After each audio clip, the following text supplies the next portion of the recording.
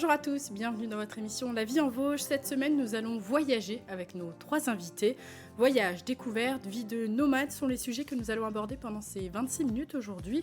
Pascal Thibolo était agriculteur. Les événements de la ville l'ont amené à parcourir 21 000 km à travers l'Europe en vélo avec son épouse. À ses côtés, Sabine et Nicolas sont eux partis faire le tour de l'Europe, ou en tout cas une bonne partie, avec leurs 2 filles en camping-car. Une expérience, une envie de voir autre chose, un nouveau mode de vie les a poussés à tout plaquer pendant 1 an. On va parler de tout ça pendant 26 minutes. Bonsoir à tous les 3. Bonsoir. Merci d'être sur notre plateau. Alors, on va parler de vos voyages, de vos expériences. Mais avant ça, est-ce que vous avez déjà envie de repartir et est-ce que vous êtes un peu frustrés d'être rentrés ? Sabine, Nicolas, vous êtes rentrés au mois d'août, hein, c'est ça ? C'est ça. Alors, dites-nous. Effectivement, on a déjà envie de repartir. C'est compliqué le retour à la réalité, j'ai envie de dire. Le rythme à reprendre est un peu compliqué, oui. On vivait sans horaire et c'était très bien comme ça. C'est plutôt appréciable. Pascal, vous ? Nous, dès qu'on était arrivés, on avait déjà des projets de départ et c'est le Covid qui nous a bloqués depuis, quoi. Mais c'est sûr que après un voyage comme ça, les projets fusent dans la tête et les envies manquent pas. On a déjà reparti, mais en randonnée. Mais oui, bien sûr, les projets sont nombreux. Alors, deux manières différentes de voyager, hein, le camping-car pour vous, le vélo, et pourtant cette envie, j'imagine, commune de profiter de l'instant. Est-ce que c'est ça aussi, partir pendant 1 an, tout plaquer pour profiter de l'instant présent, de ce qu'on nous offre finalement ? Alors, moi, je dirais que nous, on a tout plaqué. C'était pour vivre un peu 2 expériences. Une première, comme on est en vélo, c'était de voir si on était capable physiquement de réussir ça. Tous les jours, monter sur un vélo. Et en moyenne, 80 km, j'ai bien en moyenne, parce qu'il y a des fois, on a fait plus de 100 km. Et puis, notre deuxième défi qu'on se disait, c'est de voir psychologiquement comment on réagit au fait de ne plus rien avoir, puisque nous, on a tout vendu. Donc, il nous restait un camping-car et 2 vélos, et là, on partait avec nos 2 vélos. Et comment on réagit sur le fait de ne plus rien avoir, quoi. Et puis, surtout, notre grande idée, c'était de partir totalement libre. C'est-à-dire que le matin, on partait, mais on ne savait pas du tout où on allait s'arrêter, où on allait dormir, ce qu'on allait manger à midi. Je dis toujours, on partait dans le je ne sais pas. Et ça, c'est quelque chose d'incroyable, parce que du coup, ça ouvre des portes de liberté qui sont infinies, quoi. Voilà. Sabine, Nicolas, vous, tout plaqué comme ça, est-ce qu'il y a eu un élément déclencheur, un déclic ? Quelque chose qui a provoqué ça, en tout cas ? La vie à 100 à l'heure, envie d'arrêter un petit peu, de vivre autrement, profiter des enfants, profiter de tout. C'est ça, cette impression que la vie nous échappe un petit peu. Ouais. Oui, c'est ça. Puis profiter, avoir le temps de découvrir, de s'émerveiller, d'être dans la contemplation et pas tout le temps dans l'action, à organiser, à suivre un planning. C'est ça. Ouais. Vraiment, s'oxygéner. Attends et puis profiter tout simplement. Ouais. Et vivre avec moi, finalement. Juste rebondir sur ce qu'elle a dit, s'émerveiller. Parce que je trouve que c'est l'une des plus belles des choses dans le voyage. Mais s'émerveiller des petites choses, pas des immeubles, des petits. Et je ne sais plus qui c'est qui disait que s'émerveiller ouvre les portes de la jeunesse. Donc, si on veut rester jeune, émerveillons-nous. C'est ça le secret, alors. Pascal, je le disais en introduction, la vie ne vous a pas toujours épargné. Hein. Vous avez eu, Non, on a eu effectivement une succession de coups durs. Hein. C'est d'ailleurs ce qui nous a amené à un moment donné à se poser, un accident de tracteur, le décès d'un fils. Et là, à un moment donné, on dit travailler. Alors qu'on moi je faisais un travail avec mon épouse, ça nous passionnait. On ne comptait pas nos heures, on adorait ce qu'on faisait. On s'est toujours levé de bonne humeur. Mais à un moment donné, il faut aussi savoir se poser les bonnes questions. C'est pourquoi ça nous arrive. Et puis, comme tu disais, profiter de la vie, quoi. Il y a peut-être autre chose que le travail, même si on aime le travail Bien qu'on sûr, fait. Même, on peut aimer son travail, mais il faut avoir Voilà. aussi Et donc, ça a vraiment été une page à tourner qui n'était pas simple. Mais une fois qu'on a fait tourner cette page, ça ouvre, le voyage ouvre tellement de portes, on a juste envie de prolonger et on ne regrette pas du tout la page qui a été tournée. Au contraire, on est dans un enthousiasme époustouflant. Pourquoi avoir attendu Alors, vous êtes partis, vous, avec vos 2 petites filles, hein, Nicolas et Sabine, donc elles avaient 4 ans et 6 ans, c'est bien ça ? Oui, c'est ça. C'était pour elles, j'imagine, une véritable découverte. Comment ça s'est passé ? Comment elles l'ont vécu, en tout cas, le voyage ? Comment vous avez l'impression qu'elles l'ont vécu, en tout cas ? Je pense que déjà de nous avoir tous les jours, toute la journée à disposition, ça, elles ont apprécié. Et puis les découvertes et de voir concrètement... Les animaux. des animaux, les choses de la nature, les aurores boréales, enfin tout ce qui est compliqué à expliquer, de le voir de ses propres yeux. Je pense que oui, on les a vus émerveillés pas mal de fois. Elles se rendent peut-être pas encore compte de la chance. Non, ça c'est sûr. Voilà, j'estime en tout cas que c'est une chance de l'avoir vécu à Bien cet sûr, âge-là. Dans quelques années, peut-être qu'avec le recul nécessaire. Mais même là, au fur et à mesure du voyage, on roulait, on était sur la route, et plus le temps passait pendant le voyage, et des fois, elle regardait par la fenêtre en disant la montagne, elle est belle. Alors que c'est des choses qu'au début du voyage, elle ne disaient pas. Donc elles n'ont plus du tout le même, Plus le même regard sur Oui. Elles apprécient des choses que des enfants de l'âge-là ne disent pas forcément. Quoi. Donc là, elles sont retournées à l'école. Oui. Comment ça s'est passé, le retour à la vraie vie? C'est plus simple pour les enfants que pour nous. Les adultes, je pense.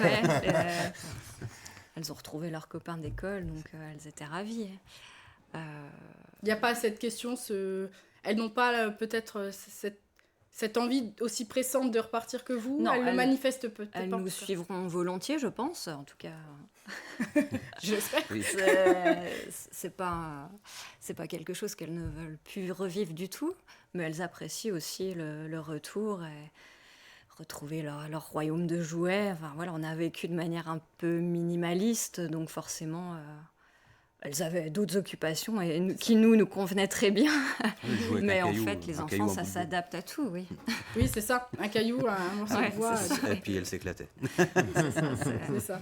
Alors, il y a eu ce périple, Pascal, donc 21 000 km à vélo, on va en reparler. Mais c'était pas le premier voyage à vélo. Vous étiez déjà parti avant, plus court, bien évidemment, mais c'était pas le premier. Non, c'était pas le premier. On avait démarré, c'était un peu suite à mon accident d'ailleurs.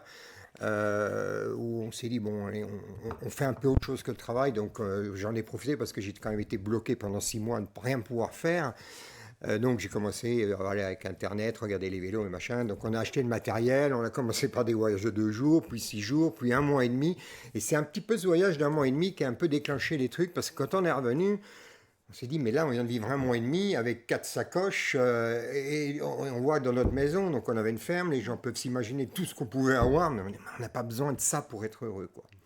Et puis bon, il y a eu des événements de la vie, et puis on a eu envie de repartir, on a refait ce voyage de 5 mois, et alors là, ça a confirmé vraiment ce qu'on avait ressenti la première fois, et là, on s'est dit, il faut qu'on parte plus d'1 an pour voir comment on vit ça. Mais voilà, l'idée c'était, voilà, on part plus d'1 an et puis on va voir après. Mais le retour, c'est maintenant, il faut qu'on parte tout le temps. D'ailleurs, on est tout le temps sur les routes, que ce soit en vélo ou en camping-car. On est beaucoup sur les routes, quoi. Comment vous avez préparé ce voyage? Vous aviez des envies de Cap Nord? Alors moi, j'ai un rêve de tout gosse depuis l'âge de, je crois, d'une dizaine d'années. J'avais une carte d'Europe dans ma chambre. Je raconte souvent que j'aurais pu regarder vers l'Italie, l'Espagne, mais pour moi, c'était pas loin, puisque à l'école primaire, on avait des petits Espagnols, des petits Portugais ou des petits Italiens à côté de nous, quoi. Donc, par contre, Suède, Finlande, Norvège, on n'en connaissait pas. Et puis, j'avais quand même si j'étais très mauvais élève, j'avais quand même enregistré quelques petits trucs. C'est la nuit, c'est les ours. Et voilà, je regardais toujours ces pays scandinaves. Et quand on a décidé de partir, moi, la première chose que j'ai dit, c'est Cap Nord, quoi. Voilà. Et Laetitia avait très envie de visiter Berlin, oui. Et donc voilà. Et puis après, on s'est dit, bon, attends, on arrive au Cap Nord en été, on veut partir plus d'1 an, donc ça veut dire qu'il y a l'hiver là-dedans, donc il faut qu'on regarde vers le sud. Donc il y avait la Grèce ou l'Espagne, et puis l'idée nous est venue de dire, si on va au point le plus au nord de l'Europe, autant aller le point le plus au sud. Et alors je parle de l'Europe continentale, le point le plus au sud de l'Europe continentale, c'est Tarifa en Espagne. Donc on est parti, c'est tout ce qu'on avait. Berlin, Cap Nord, Tarifa. Et notre voyage s'est organisé au fil des rencontres, au fil des jours, au fil ou même Laetitia adore aller dans les offices de tourisme, donc prendre des infos. Tiens, il nous disait par là, voilà. On a vraiment organisé ou bien alors des rencontres familiales, puisqu'il y avait de temps en temps mes enfants qui nous ont retrouvés à Bruxelles, à Barcelone, et ils auraient dû nous retrouver à Lisbonne. Mais le Covid est arrivé entre-temps et ça n'a pas pu se faire. On voit la carte, d'ailleurs, la carte de votre périple, voilà. Qui est assez impressionnante.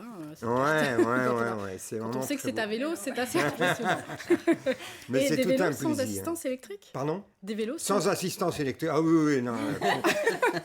Nous, on veut faire travailler nos muscles. Et c'est aussi un des choix des vélos. Souvent, les gens nous disent, parce que bon, moi j'étais éleveur en agriculture biologique, donc les gens disent, c'est normal, tu pars en vélo, t'es un écolo. Alors que notre idée, c'est pas du tout ça. Notre idée, dans le vélo, c'était aussi d'avoir l'effort physique, le sens de l'effort, parce que c'était pas toujours facile, hein, je vais vous dire, il y a des jours où il y a des moments où, par exemple au Portugal, ils font pas dans la dentelle, vous avez des côtes à 20% qui sont pas très longues, elles ne font que environ, on a fait des côtes comme ça de 300-400 mètres, mais quand vous avez un vélo de 50 kilos sur une côte à 20%, mais quelle satisfaction, c'est une joie, surtout en plus quand on peut la partager ensemble, il n'y a pas de mots pour expliquer ce qu'on peut ressentir dans ces moments-là. Et c'est ça aussi le plaisir du vélo, c'est d'avoir un effort physique, de fournir un puissance, à un moment donné, de se dire, bon là on est crevé, on se fait une petite pause, quoi. Mais c'est intéressant. Ou quand vous arrivez en haut, je me rappelle, le long d'un fjord, où il y avait une longue montée assez raide, et on arrive en haut et on domine ce fjord qui va jusqu'à la mer. Récompense. Mais voilà, c'est ça. La récompense, la c'est ça. satisfaction Et ça, c'est... l'effort accompli. Ah ouais. Et alors, et pour la nuit, donc une tente, des duvets, c'était aussi Non, très la pratique. tente, nous, notre idée, c'était autonomie totale. Donc, on était sous tente. De temps en temps, on rejoignait un camping parce qu'une douche chaude, ça fait pas Ça trop fait de du mal, quoi. Voilà. Mais nous, c'était sous tente. Donc, oui, avec des matelas. Là, on avait quand même choisi du matériel de qualité parce que le confort est quand même important, parce qu'on a quand même des journées d'effort. Donc, il faut quand même... Surtout sur une longue distance. Enfin, voilà, il sur faut plusieurs récupérer, mois, il faut pouvoir, récupérer. Donc là, on avait visé sur du matériel de qualité. Aujourd'hui, on trouve facilement des bons matelas avec 6 cm d'épaisseur et on se croit presque dans un lit. Un bon duvet qui était à une température de 0 degré, ça allait. Voilà. Oui, mais notre idée, c'était vraiment l'autonomie totale. Ouais. Et ben avant de poursuivre, je vous propose qu'on regarde un reportage tourné en mars dernier. Maxime a décidé de vivre au plus près de la nature. Il a décidé d'abandonner pendant plusieurs mois une vie classique, j'ai envie de dire. On regarde et on reparle juste après. Après sa journée de travail, il gare son véhicule, sa maison, sur un sentier forestier. Ce soir-là, Maxime installe son campement à Némont-les-Fosses, sur les hauteurs de Saint-Dié.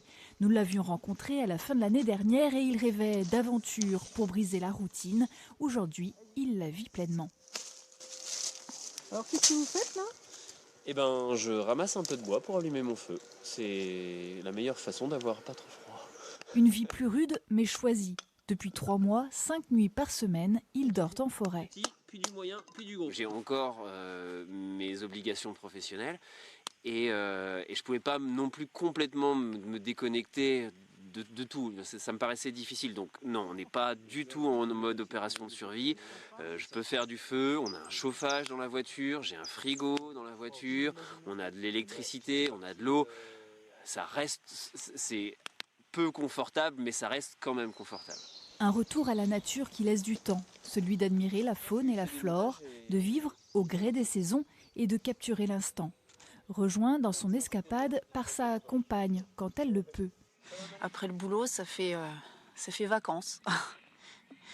Et c'est vrai que quand on part les week-ends, même si la durée du voyage est courte, on a tout de suite l'impression d'être en vacances, même si on est tout près, on se dit ben voilà. Dans cette parenthèse, que Maxime nomme crise de la quarantaine, devenue nécessaire après les confinements, le couple s'est octroyé 15 jours de rêve. Je souhaitais vraiment voir au moins une fois des aurores boréales. Et pour voir des aurores boréales, ça veut dire pays du Nord, et ça veut dire pays du Nord en hiver. J'adore la neige, ça nous a posé aucune difficulté de faire la route, d'aller chercher le froid, d'aller chercher le dur. Et on a eu de la chance parce qu'on a pu voir des aurores boréales. Alors, la démarche est différente. Est-ce que vous la comprenez, Pascal ? Ah oui. Mais il va tout quitter, hein. C'est l'étape suivante. C'est l'avenir que vous lui prédisez ? Ah oui. Et puis je lui souhaite, parce que c'est tellement super. Ouais. Nicolas, Sabine, cette démarche ? C'est courageux. C'est courageux. Et puis, Être à la fois dans le rythme quotidien la journée et puis le soir vivre ça, c'est C'est courageux. une double vie Ouais. qui doit des fois être un petit peu Je pense que c'est peut-être plus déconcertante. facile de tout quitter Oui. et d'être C'est pleinement ça, là-dedans que d'alterner Garder comme ça. ce juste milieu, ouais. mais je suis d'accord. Mais il va ouais, tout c'est quitter. chapeau. Il va tout quitter. Écoutez, je vous propose que dans quelques années, on en reparle pour savoir. Alors, Nicolas, Sabine, on va revenir sur votre voyage. On a parlé de l'itinéraire de Pascal. Comment s'est fait le vote ? Est-ce que avant de partir, tout était planifié ? Comment ça s'est passé ? À la base, oui, mais ça a été... Oui, le projet initial, c'était de partir au moins jusqu'en Mongolie. Donc ça a été bouleversé, oui. Avec le Covid, pareil. Bien sûr, oui, c'est ça. Donc on est parti un petit peu en mai 2021 en se disant on y va, on verra bien. On verra jusqu'où on peut aller. On avait laissé tomber en se disant on fera l'Europe. Et comme Suède était libre, on a été direct en Suède. Et puis après, on a dit on verra bien. Et ça s'est enchaîné derrière tous ces... Pareil. Donc vous avez Ouais. commencé comment? Alors vous avez commencé par où donc? Par la Suède, on a traversé Voilà, l'Allemagne, on a pris un d'accord. ferry directement en Suède, ouais. D'accord. Et à chaque fois, vous restiez combien de temps? Est-ce que ça aussi, c'était en fonction des rencontres, j'imagine, en fonction de Ouais. comment ça se passait? On peut difficilement prévoir à l'avance. Si on se sentait bien dans un pays... Oui, c'est ça aussi, ouais. C'est ça, le quoi, voilà. feeling. Et... la Norvège, on est resté 3 mois parce qu'aussi on voulait rien louper. Puis c'est beaucoup plus grand qu'on se l'imagine. Donc, Oui, du les coup, distances sont ouais. assez... Là, on est resté 3 mois. immenses. Mais généralement, ouais, 2-3 mois pour bien découvrir un pays, ouais. C'est déjà... Ouais. Mais plus le voyage avance et plus on apprend à ralentir. Parce que c'est pas si évident de ça, de sortir de son rythme. Ça se fait pas comme ça du jour au C'est lendemain, ça, en fait. ouais. Hein. Il faut un temps d'adaptation ouais, aussi, Il peut être quand même assez long. Donc, on avait tendance à charger les journées. Et c'est au fur et à mesure qu'on apprend à lever le pied. Et puis Au après, début, on a envie de faire Ouais, on plein de veut tout choses, de faire, tout tout voir voir, le plus rapidement possible. Et on se rend compte que c'est vite fatigant. On n'est pas là pour ça. On est là C'est ça. aussi pour profiter. Alors, est-ce que quand vous avez décidé de partir en camping-car, c'est un espace très petit, est-ce qu'à aucun moment ça vous a fait peur en se disant comment on va faire pour vivre dans si petit pendant aussi longtemps finalement, avec 2 enfants, avec les humeurs de tout le monde, c'est ça aussi finalement, mais non, c'est pas quelque chose qui vous a... Comme on est camping-cariste depuis pas mal d'années, on avait déjà baroudé entre guillemets pas mal avant, donc camion aménagé et compagnie, donc on connaissait un petit peu le principe. D'accord, donc on s'adapte plus facilement. Ouais. Quand on a 4 et 6 ans, après, pareil, chaque jour, est-ce qu'on n'en a pas marre des fois d'être tout le temps sur la route? Ça aussi, c'est quelque chose? Ou est-ce qu'on s'adapte? Non, parce que si on n'a pas envie de rouler, on ne roule pas. Bien souvent, d'ailleurs, on avance des sauts de puce, quoi. On passe d'un endroit à un autre et on s'occupe... De tout ce qui est autour de nous, les rencontres aussi sont nombreuses, donc on n'est jamais seul. Franchement, on a... Non, on gère en fait, c'est ça l'avantage. C'est ça. On suit ses envies. On est déjà resté une semaine au même endroit parce qu'on était avec Oui, du voilà, monde. c'est ça, ouais, après... C'est ça, en fait, on va au gré de ses envies, vu qu'il y a plus d'itinéraire très précis, on n'a pas d'objectif à atteindre, on ne se dit pas demain, il faut absolument qu'on soit... Il n'y a rien qui nous pousse à prendre une décision ou une autre, donc on est vraiment libre... S'il pleut, on avance un peu, il fait beau. C'est ça aussi, oui, la il est météo, belle, bien sûr. moins qu'en vélo, mais Oui. la C'est météo,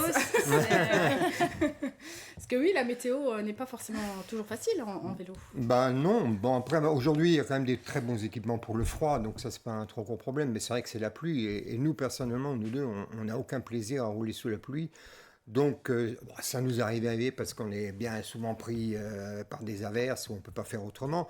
Mais en règle générale, quand la météo nous annonçait des périodes de pluie, soit on se posait dans un camping, et après une fois qu'on était en Espagne, donc en Espagne comme on était en hiver, on en profitait pour s'installer dans une ville, on loue un Airbnb et ça nous permettait de visiter la ville, quoi. Ce qui est intéressant parce que le voyage c'est aussi découvrir bien sûr les paysages, mais... Ça me vient en idée, par exemple, ça nous a permis de découvrir le musée Picasso à Malaga, qui est absolument exceptionnel, et d'avoir une autre vision sur Picasso, par exemple.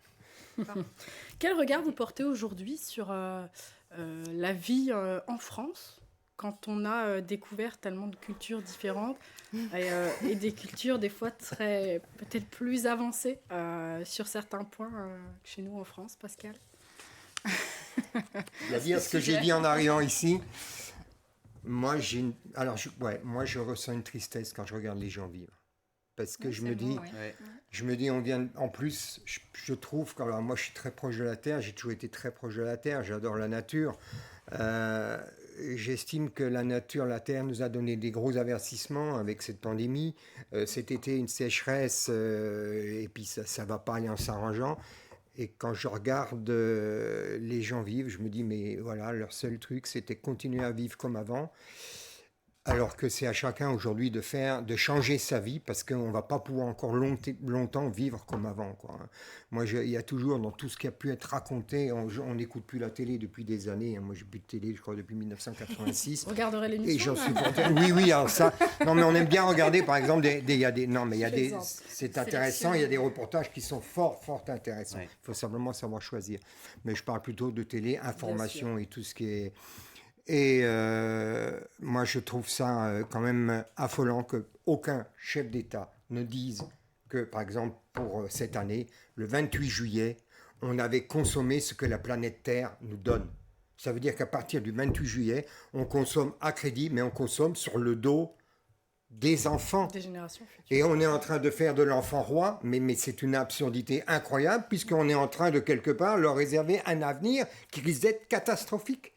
Et l'autre jour, je regardais justement, donc de temps en temps, je regarde la télé, un reportage d'une femme qui est ingénieure dans je ne sais plus trop quelle entreprise, et qui expliquait que les ressources premières sont en train de diminuer. Et quand elle parle de ressources premières, ce n'est pas le pétrole, c'est tous les métaux précieux dont on a besoin pour faire nos portables, nos ordinateurs, etc. Et elle disait, mais on est en train de promettre des choses à la jeunesse qu'on sera incapable de tenir, parce que d'ici, alors elle ne pouvait pas donner de date, mais d'ici quelques années, il n'y aura plus de métaux précieux. Donc elle dit, si seulement on disait aux gens d'arrêter de changer un portable alors qu'il est encore en train de fonctionner, quoi. Il n'y aurait pas grand-chose à faire, mais non, on continue dans une société de surconsommation. Et ça, il y a certains pays qui l'ont compris. Ça, il y a certains pays qui l'ont compris, certaines cultures qui l'ont compris. Je ne suis pas convaincu. Même nous, ce qui nous a par exemple choqué, moi j'ai adoré la Suède, je crois qu'on en a discuté un peu, c'est pareil.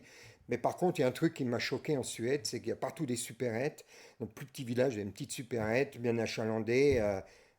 À l'entrée, vous avez des rayons en libre service de bonbons, produits chimiques. Ah oui, mais les bonbons, ça fait partie de leur culture, oui. Ouais. Bon, il y a certainement des pays où la consommation, le lien à la terre en Suède, pour revenir à la Suède, est certainement plus fort mais cette consommation intense, on la ressent. Enfin, moi, j'ai quand même ressenti un peu partout. Moi, si vous voulez, ce qui me choque, c'est qu'à un moment donné, on prend n'importe quel être humain, on le met dans une zone commerciale d'Épinal, en Suède, en Espagne, au Portugal, ou je ne sais pas encore où. Vous lui dites où tu es, il peut dire je suis à Épinal, parce qu'il va retrouver à peu près partout les mêmes enseignes, quoi. Ça aussi, c'est un truc qui... Mais voilà, moi, je suis aujourd'hui... Parfois, quand je regarde mes concitoyens vivre, je suis triste. Parce que nous, on est... Moins on a, et mieux on est, et plus on est heureux. Ça, c'est quelque chose que parce que c'est un bonheur intérieur qu'on retrouve. Et quand on est dans ce lien avec cette nature, vous observez une minuscule petite fleur, quand on regarde comment elle est précise, etc. Exactement. Ouais, voilà. Du point de vue positif, alors on va parler un peu de positif quand même. Dans vos voyages respectifs, Nicolas, Sabine, dans votre voyage, si vous deviez retenir une escapade, une anecdote, quelque chose qui vous a marqué, qu'est-ce que ce serait ? On a vu tout à l'heure les aurores boréales, oui, le vivre en famille. Oui. Ouais, non, ce spectacle, c'est la magie de la nature, ouais, franchement. Parce que j'imagine qu'il y a plein de souvenirs, plein de choses. Oui, on a tellement eu des souvenirs. Nicolas, vous ? Des randonnées, certaines randonnées où on se retrouve, ou même s'il y a des moments dans la randonnée qui ne sont pas toujours faciles, mais on se retrouve à des endroits magnifiques avec très peu de monde et puis en connexion complète avec la nature. C'est unique. C'est unique. Et là, on se dit justement, on n'a pas besoin de tout ce qu'on a, téléphone, machin. Il n'y a pas besoin d'autre chose. Pascal, un petit mot sur votre livre, puisque vous avez parlé de votre voyage dans ce livre, Cheminée du rêve à la vie à vélo. Un livre que vous présenterez notamment avec le deuxième qui est déjà sorti depuis. Il a pris un peu de retard, je pense qu'il sortira qu'à la fin du mois. Bon, alors celui-là, en tout cas, il y sera. Au FIG, oui, bien sûr. À la fin du mois. Dites-nous tout. Alors, enfin, tout non. Tout, ça risque d'être long. Tout non, parce qu'il vous reste beaucoup de temps, quelques secondes. Cheminée du rêve à la vie à vélo, j'ai envie de dire, certains m'ont dit le titre est absurde, et pourtant pour moi tout est dans le titre. Cheminée, avancer lentement, du rêve, de mon rêve de gamin, jusqu'à la vie, puisque ce rêve, je l'ai réalisé, et puis à vélo de préférence. Ce qui est intéressant, enfin moi, ce que j'ai trouvé intéressant dans ce livre, c'est que j'avais déjà lu des livres de voyage qui parfois on ne parle que du voyage, et j'ai envie de faire autre chose, donc je fais plein de flashbacks sur mon enfance, justement, comment j'ai pu aimer le vélo. Je pose plein d'interrogations aussi J'amène pas d'affirmation parce que c'est à chaque lecteur de trouver sa réponse. Donc j'apporte plein d'interrogations sur le sens de la vie, sur la nature, sur voilà, des tas de choses comme ça, en m'appuyant sur des réflexions philosophiques en partant de pas très loin, Albert Einstein, Saint-Exupéry, en remontant jusqu'à Socrate. Voilà, rapidement. Donc à découvrir à l'occasion du Salon littéraire du FIG, du Festival international de géographie à Saint-Dié. Et vous serez également en café littéraire au Darou à 19h le vendredi soir. Voilà, c'est ça. Eh bien, on sait tout si on veut vous rencontrer. Le prochain voyage, c'est pour quand? Rien de prévu, mais ça trotte dans un coin de votre tête. Ça trotte, ça c'est sûr. Eh bien, écoute, on suivra ça de près. Merci à tous les trois d'être venus sur notre plateau. Merci à vous. Merci à vous de nous avoir suivis. Merci à toute l'équipe pour la réalisation de cette émission. Je vous donne rendez-vous la semaine prochaine et je vous souhaite une très bonne semaine d'ici là. À bientôt.